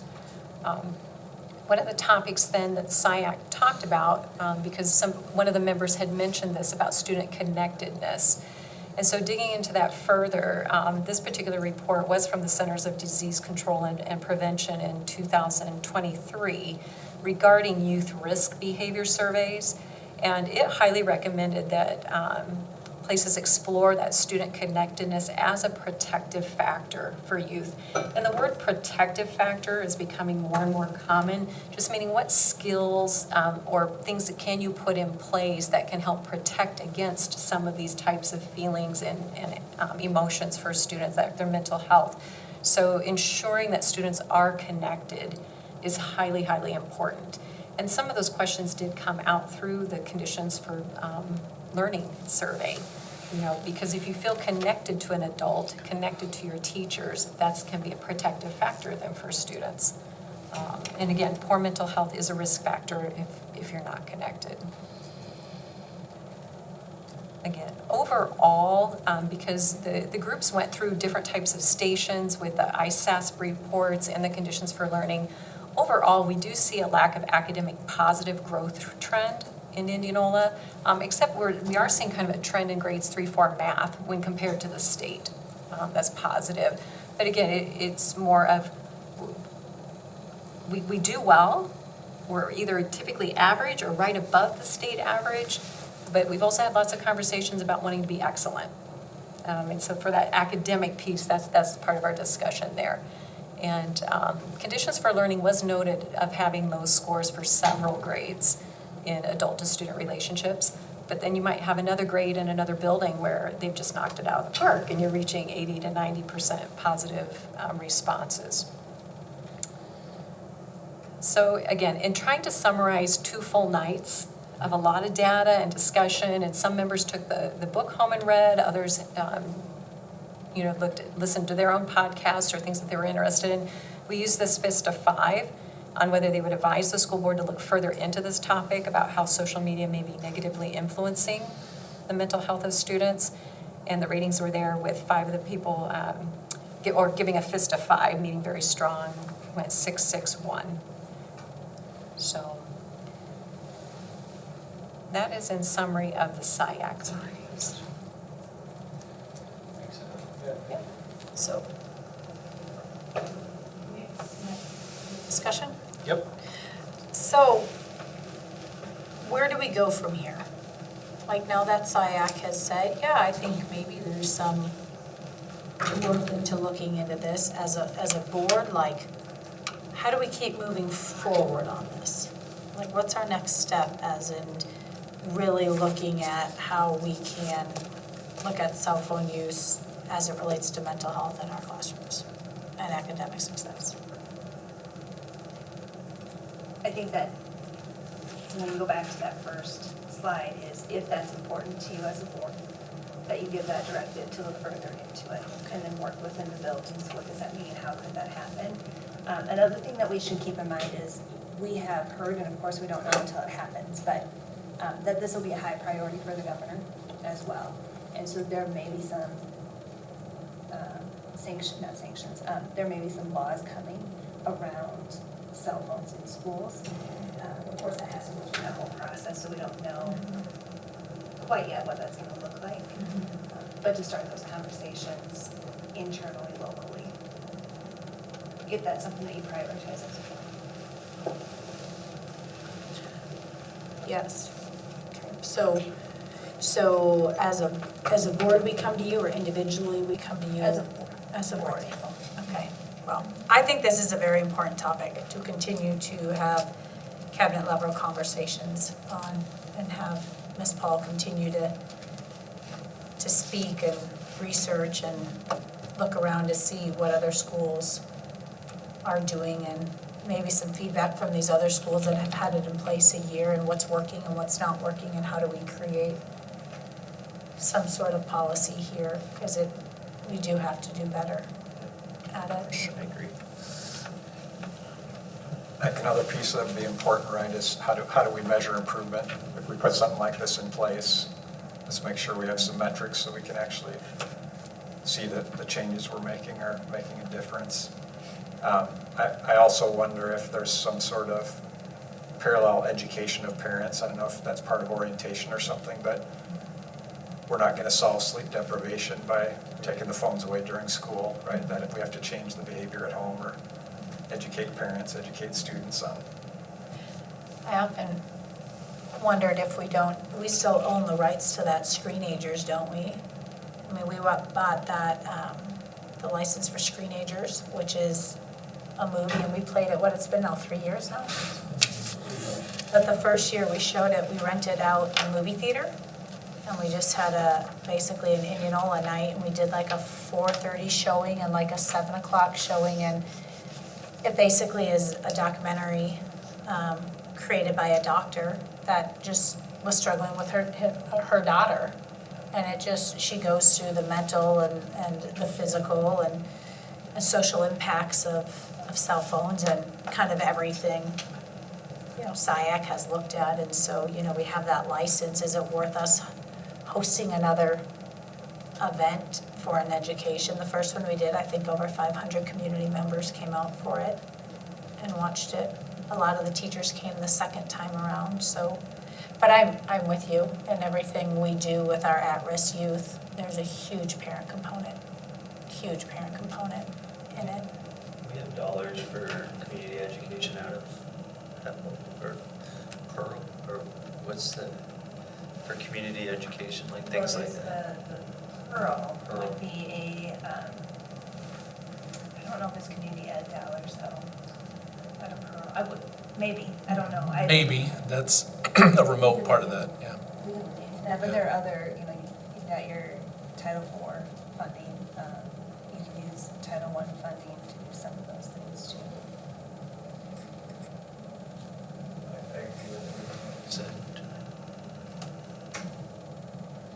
Is this something that you guys want to put on another agenda? Is it something that you want to have a work session on? I think we just ask Ms. Paul to start working with her team and doing some research and kind of bringing it up to the district leadership team. No, what's the district team? That team. And because that team was recently created to look at goals within the buildings, and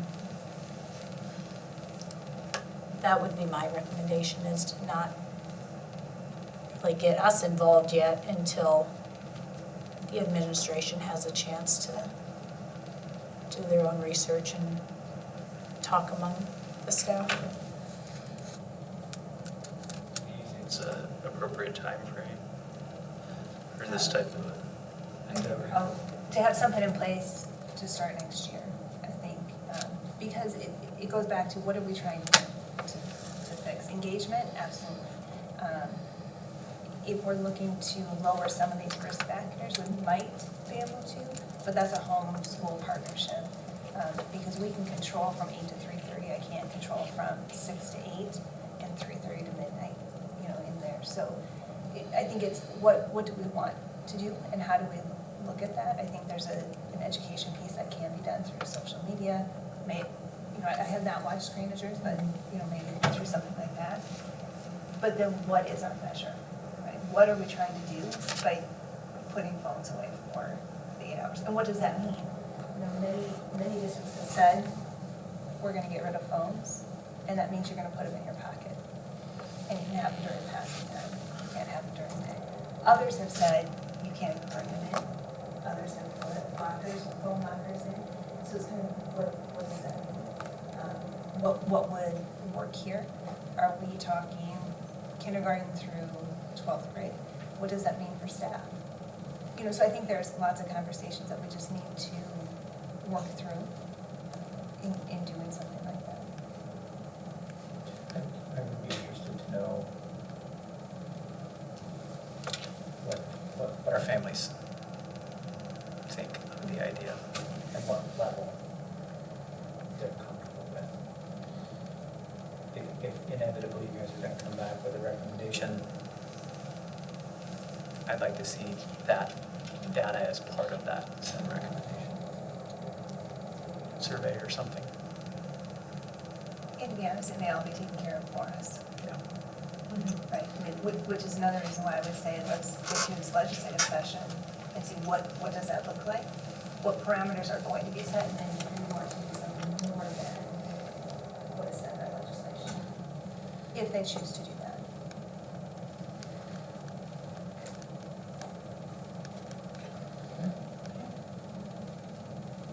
Thanks, Annette. Okay. Well done. Second piece on here, I'll talk about each one separately, but taking a look at our teacher leadership and compensation funds, where we had a position that we did not refill after a late resignation last year. So that position has been sitting there with that funds. We've also accumulated some of the funds in the TLC over a few years in order to have a position that could be sustained. And so with looking at that, I've talked with the teacher focus group for TLC, talked with cabinet, the principals. I've talked with the guidance group of teachers also, and wanting to, instead of replacing the traditional instructional coach role, create these two teacher leader roles that are more specific, one to secondary curriculum and one for counseling and career education. The first one that was listed there on secondary curriculum really is because in taking a look at this with the curriculum cycle, prior to many of you, there was an influx of funds into curriculum and trying to catch up our cycles. We had some curriculum that was like 20-some years old when Cindy Slauson was here. And the timing of that and the timing of the licenses, half of high school math is due at the same time, science, social studies. We are then also going into a middle school, high school, the rest of the math. Science is just new at the middle school this year, and then ELA we've been trying to replace as we go just because looking at legislation. So secondary has an enormous amount of new curriculum to where those teachers are needing some support with how do you learn the new online system? How do you understand the instructional framework specific to your content area? Do we have our pacing guides put in place so when we have new teachers coming in, they can hit the ground running? So that particular teacher leadership position, the essential duties and their skills and knowledge are outlined there. So that would be somebody that has to have been in our district for 3 years from us. You can't hire that externally because it's part of the TLC program where you have a pathway of leadership for teachers. So that is the first one. So I make a motion that we approve the secondary curriculum teacher leader. Second? Motion made by Sue, seconded by Eric. Is there any discussion? All those in favor say aye. Aye. Any opposed? Motion carries 7-0. The second position is a counseling and career education teacher leader. At least for the curriculum committee from the board, you understand the DCAP, the District Career and Academic Plan. Because at the state level, we are now required to have this plan that is encompassing our CTE programs, our individual career plan for students, the ones that they need to map out their 4-year plan towards graduation. It has just kind of completely exploded, including student mental health.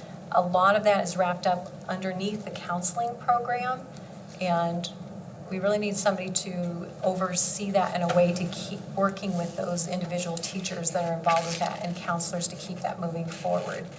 This allows us, I believe, to continue to grow how we're being focused with CTE and the counseling program for students as they move through without having to hire out of the general fund this position. So again, just reallocating what we're dedicating those funds to instead of an instructional coach, to somebody that would be overseeing these types of duties and responsibilities to strengthen those areas. So Annette, on this one specifically, the difference in cost is just the $6,300? They have an extended stipend, and part of the TLC requirements is that you have an additional pay for those lead positions. And that's the same stipend that the other types of full release TLC positions have, except for the higher coordinator levels. And if we're hiring these internally with 3+ years of TLC experience, how many individuals would even qualify to apply for these? They have to have 3 years of experience in our district, not necessarily within the TLC program. Oftentimes that's preferred, so they would see that, but these are not instructional coach positions. So I'm hopeful there will be people that are interested in that. And that was also the impetus to get it done now, because that will create openings within our district if the right people are found for these two. And then also clarifying, well, it says it right there, so these won't start until next school year. Next school year. Motion to approve the counseling and career education teacher leader for the 25-26 school year. Motion made by Sue, seconded by Rob. Any further discussion? I just want to make sure that we're clear that these funds are not general fund dollars, they're from the TLC program. So we're not taking general fund dollars to fund these, it's money that's coming in for this purpose. All those in favor say aye. Aye. Any opposed? Motion carries 7-0.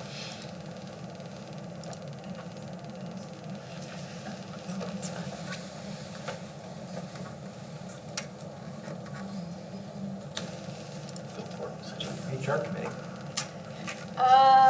We were kind of excited when Shelley started saying that they changed something with IPERS and you can.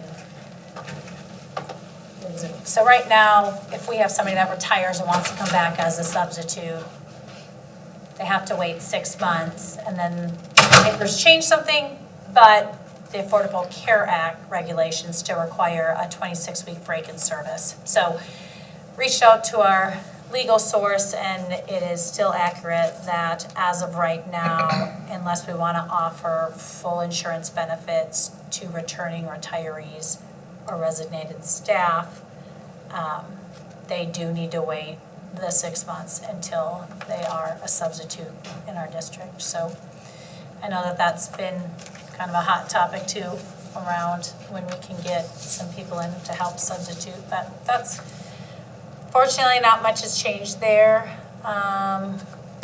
Shelley shared with us all the lovely data she gets to do in all the different categories. And a lot of this data that she puts in is for basically legislative requests and helps us look at where Indianola sits and numbers and enrollment and all that stuff. And talks about challenges basically affecting recruitment and retention of staff. And that was when we had also talked about the early retirement, but we've already talked about that. And then the fourth thing on is just what Annette just shared with us. So recap. Questions for the HR committee?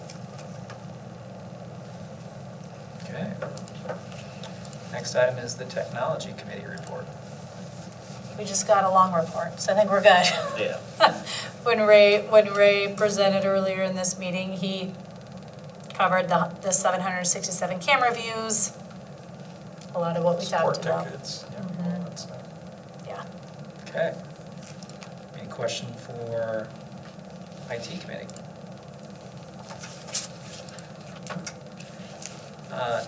Next up is the financial reports. Chad?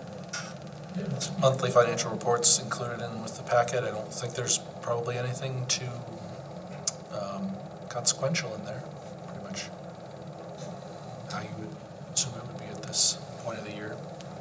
But if you have any questions, let me know.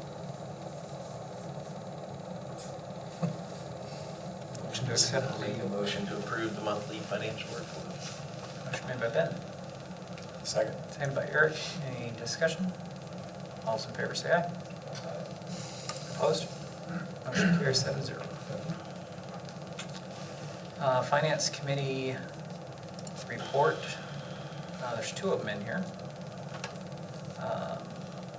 October 23rd, Rob, Eric, and I met with Tara, Chad, and Ryan, as well as Travis. Travis gave a update from Piper Sandler before our meeting with our joint meeting with the city. talk through more of our bonding projections, I guess is probably the easiest way to lay it out there.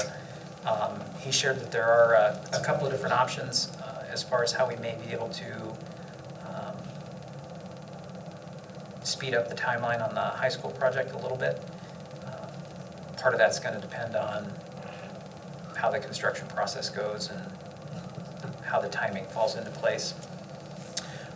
Ryan shared with us information on show choir funding as well as overall fundraising inside of his area of expertise, and just kind of talk through, how do we as a district better align our fundraising efforts to where we're not always asking everybody for donations all the time. So, did that discussion come up, like currently this fall, we had our business up for 4 separate cards. There was a show choir card, an athletic card, a band card, Football. and did football have their own card? I thought it was an athletic card through The volleyball. athletic card is mainly football. Football, but I think volleyball had, because Jovi was supposed to sell 10 for show choir and 10 for volleyball.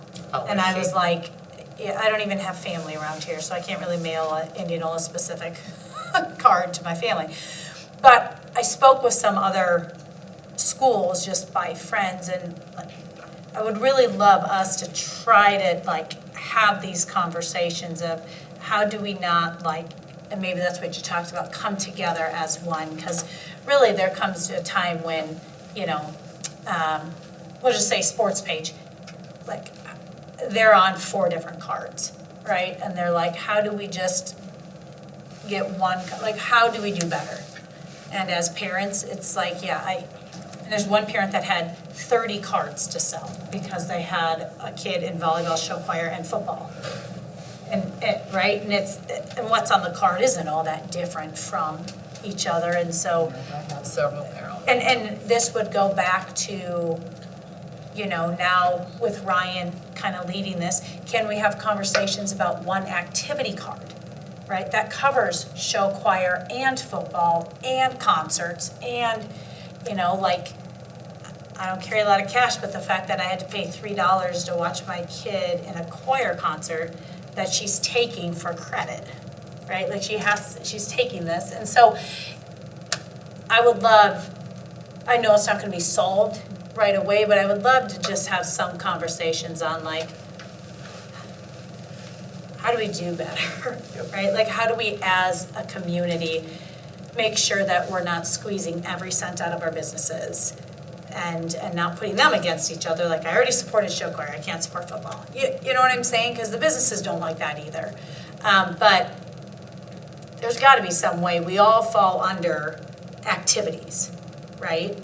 Because Ryan, he is activities, right? So that means he's got the fine arts on one side and the athletics on the other. So I just think, and maybe this is a conversation that is being brought up at his district level with other activity directors, but I would really love some conversation around that because, and our businesses get it from all our youth sports and all our youth clubs too. So is there something that we could do better than having our athletes compete against each other for who rings the doorbell first and gets their card sold? So to answer that question, Ryan is really taking the approach on trying to understand Absolutely. what everyone is doing and create documentation around what that looks like to then be able to say, Oh, absolutely, yeah. It's gonna take where do time. we begin? That was kind of the impression that I got. It's gonna take some time. I mean, it's a great idea. I think the trick is, how do you determine those percentages? How much does each activity get? And I go back to the example, several years ago, marching band got new uniforms and they fundraised like crazy to raise $90,000 in a year or something like that. Do they get 100% of the proceeds from the cards that year? Nobody's gonna like that in the other activities. That's where, I like that idea in a perfect world, but I think the reality is people have passions for different clubs and different activities, and it's not perfect, and, No. sometimes folks have 3 or 4 kids in the same activity. Yeah. So that's, Yeah, I just know that there are schools in central Iowa that have one activities card. And their boosters, both music boosters and athletic boosters come together for that. it'd be interesting to see what how much they raise Yeah. in comparison, right? Because is Yep. it the same, or did they end up Right.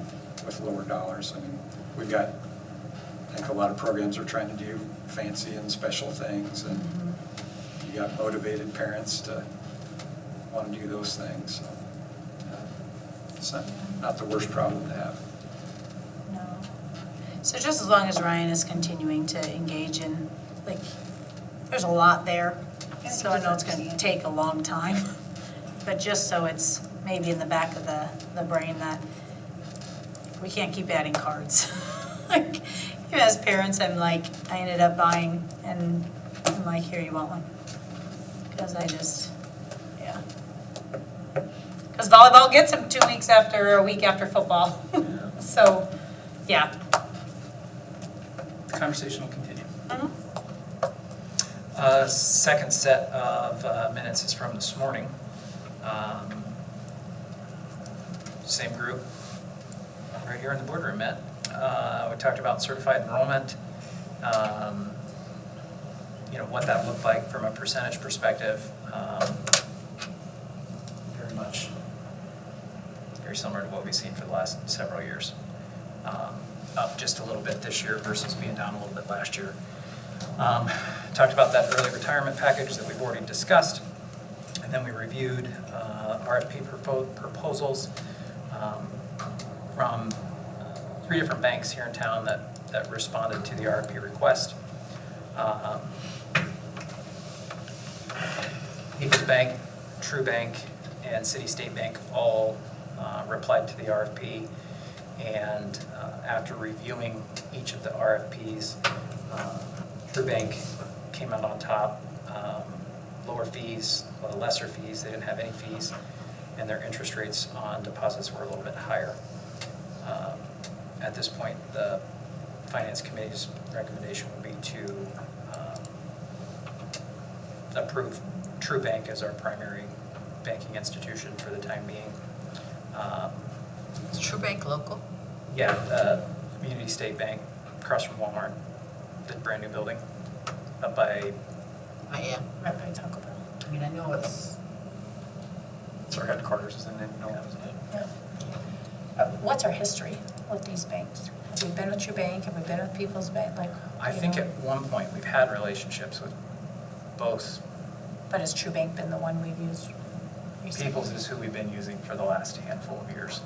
Did you say 6 years? 8, I think. 8? Prior to that was, I believe, Regions, is that correct, Shelley? Yeah, before that, so.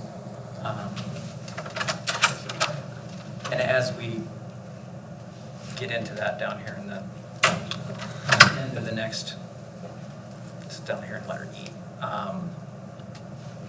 we can kind of talk through, I guess, or go to that right now. But the recommendation would be that we still have deposit authority at People's in the event that we want to hold non-operating funds at People's.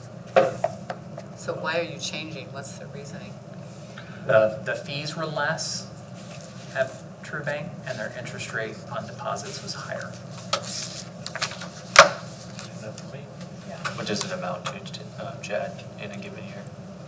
Well, yeah, the interest rate difference of like 0.35%, probably, depending on what our balances are, could be $100,000 over a year's time. If we're keeping 1 million. Any questions on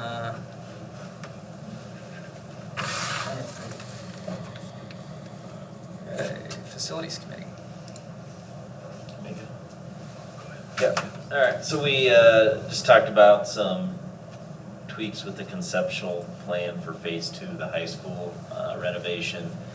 biggest thing to note is just expanding the distance of the gym a little bit to accommodate placing 3 mats down the middle of the gym floor for wrestling, so you can have the bleachers on both sides out. And with that, there was some other minor changes, just like with space and rooms, like a team room was added, and that can be beneficial, especially if you have situations where you have a male coaching a girl sport or a girl coaching a male sport. It's kind of a place where they can meet before the game, during halftime of the game, after the game.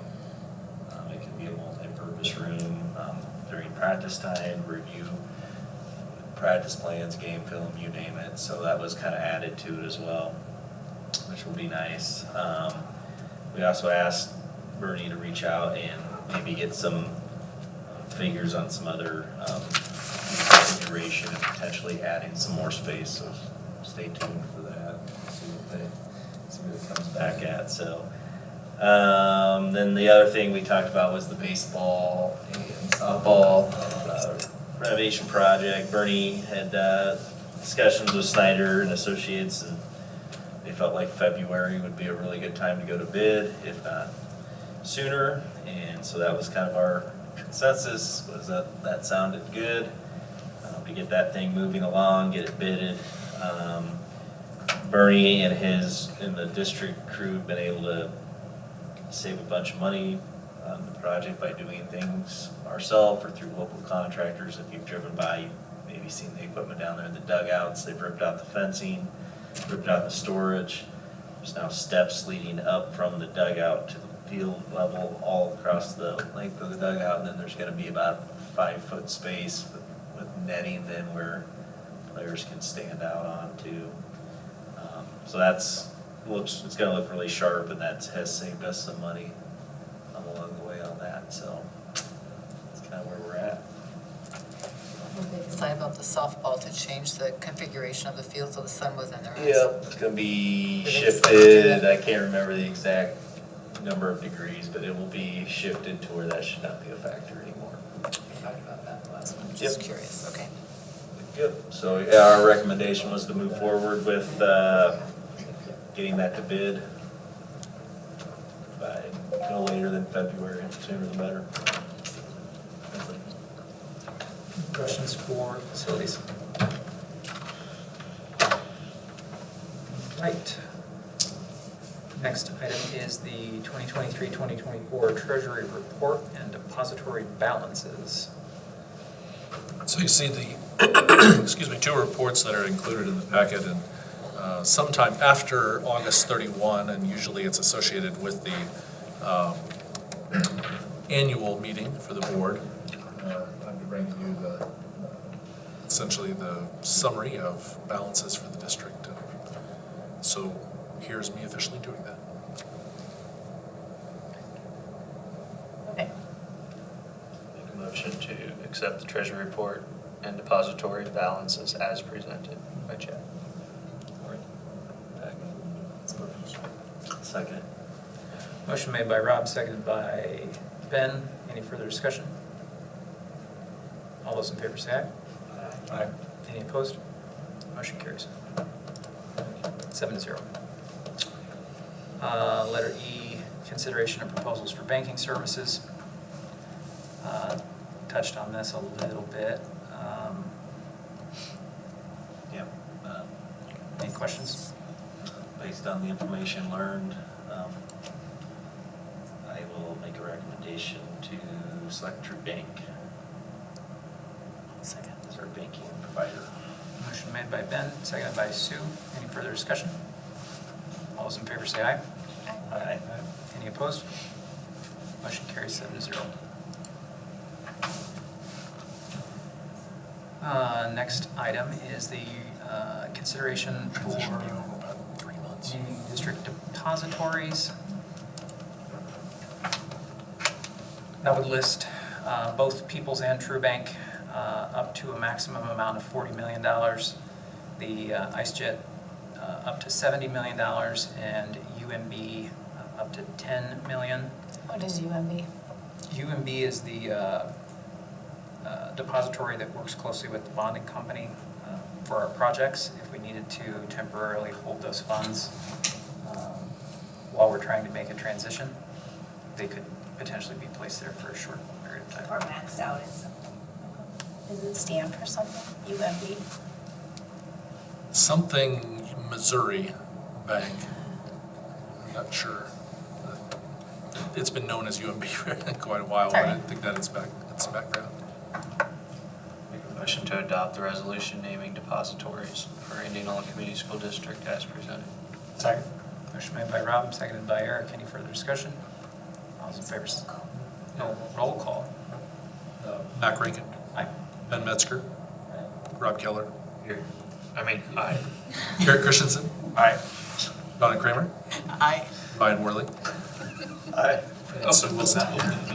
Aye. I'm glad you're still there, Rob. Sorry. The old Google machine, United Missouri Bank Shares. Thank you. United, okay. United Missouri. All right. Next item is the consideration for paying the bills when we're not in session. It's for, Yeah, paying bills is important, so I'll make a motion. Approve the resolution. Motion made by Ben. Second. Seconded by Eric. Any further discussion? Do you think how cool it would be if I could get someone to pay my bills when I just wasn't around? I designate Rob Keller to pay my bills when I'm out. All those in favor say aye. And do a roll call on this one, too. No roll call. Mac Rankin. Aye.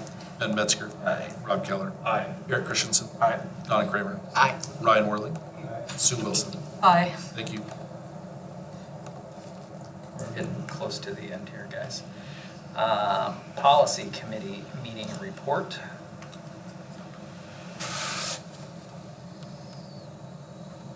You guys want to do that, or would you like me to? I can take that. So the first thing, 60301, we talked about, so it's reducing required credits for fine arts and foreign language. And I think in our discussion, right, that's mainly because difficulties, what's that? Change in legislation.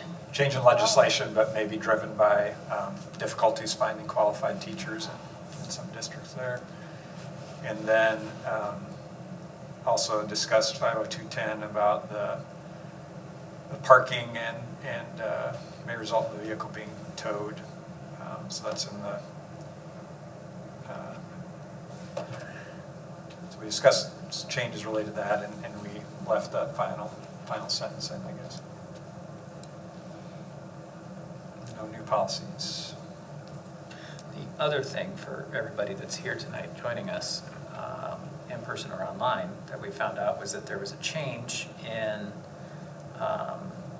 Iowa law around a learner's permit or school permit. And now there's a form that you have to have filled out, and your parents have to sign, and the school has to sign. But it also allows you to drive within like 25 to 30 miles for work. And these addresses have to be written on the form, like you've got a place to put them.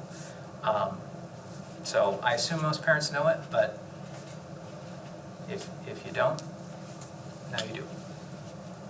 And they go online to find this form, or where Yeah, do they go? it's a DOT form. Okay. Yep. Do we have it linked on our website or no? We don't.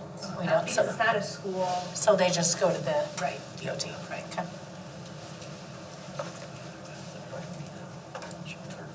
And they would go over that in their classes. Oh, okay. First reading, 506.02, 506.02R1, 506.02E1, 506.04, 603.01, and a revision to 502.10 are all first readings for tonight. Does anyone have any questions on the recommendation to approve those as in the packet? I'll make a motion to approve the first readings of the listed board policies. Second. Motion made by Ben, seconded by Eric. Any discussion? All those in favor say aye. Aye. Any opposed? Motion carries 7-0.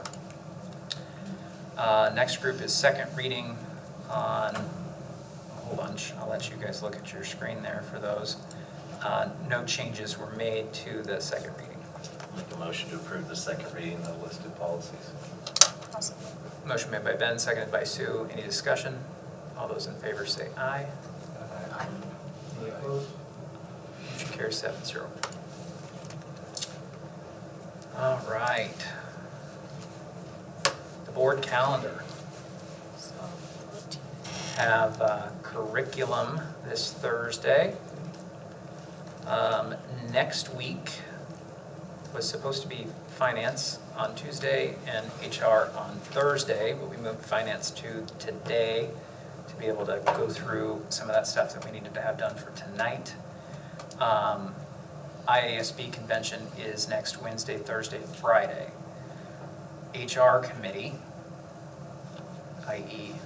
Mr. Metzger. Yes, sir. Can we move HR from Thursday to Tuesday? Since Sue and I will be,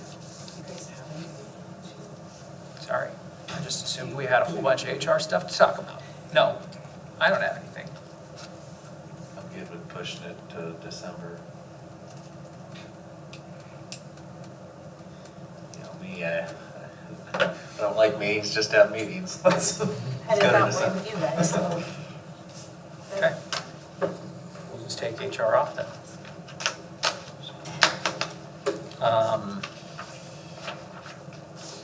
Policy is scheduled for Thanksgiving. Tara's going to be up in Minnesota at her mom's, So you're so. more than welcome to join me there. She would love to have you. What kind of pie does she have? Rhubarb, because it grows well in Minnesota. It does. She probably has some in the freezer. Oh, yeah, you freeze it. Okay. So, Ryan and Eric, do you guys want to switch the policy meeting to the day before, that Wednesday morning? Well, I am not here on. You're not on policy. I know, but what I'm saying is I'm not here technology, and if it's only Eric going to technology, maybe we can see if you guys can just take that Tuesday. Unless just Eric and Ray are gonna have technology, because there's only 2 people in technology. And I would actually be surprised if Ray had anything particular. After this big report, so I'm just saying maybe you can swap policy into the technology spot, but we should probably wait for Ray to be here. What day are we proposing for policy? Tuesday before I guess Thanksgiving? Tuesday the 26th, Wednesday the 22nd, or Tuesday the 3rd. We are supposed to be on technology on Tuesday, the 26th, and I will not. Supposed to be on 28th. Yeah, you want to move it a couple days ahead? The 28th is Thanksgiving, so yeah, either a couple days before or the week after. The 26th, 27th, or December 3rd. Yeah. You and I and Eric. You want to do 26th? What's your? Is that Done? what we're doing? 26th? Okay. I'll just tell Ray's kicked off that day, Okay. because Sue can't be there. You can blame it on me, I'm good with that. Facilities meets on December 5th, which I assume is Thursday. And then our next regular scheduled board meeting is the 9th at 5:30. Good night. Donna, if you would like to join us that night, Tim is planning on being back. We can have a high five on the way out the door party. Okay, good, I yeah. can't sit up. Yeah. Whatever you need to do officially, just let me know, I can come. Ooh. Anybody else have any questions on the calendar? Not yet.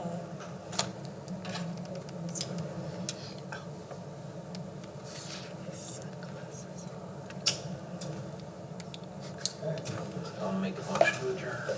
Oh, real quick, before you do that, I got the last cabinet review done today on the evaluation. I'm gonna get all that data put back together and sent to you guys as quick as I can. I haven't forgot about it. We just are playing the last one. We were playing Dag was trying to find availability.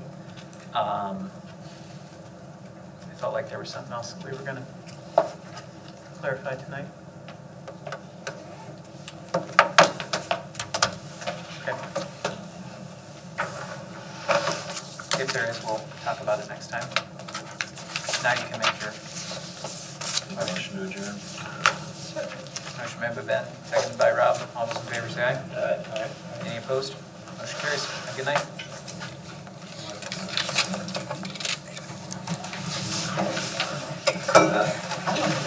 We can go back.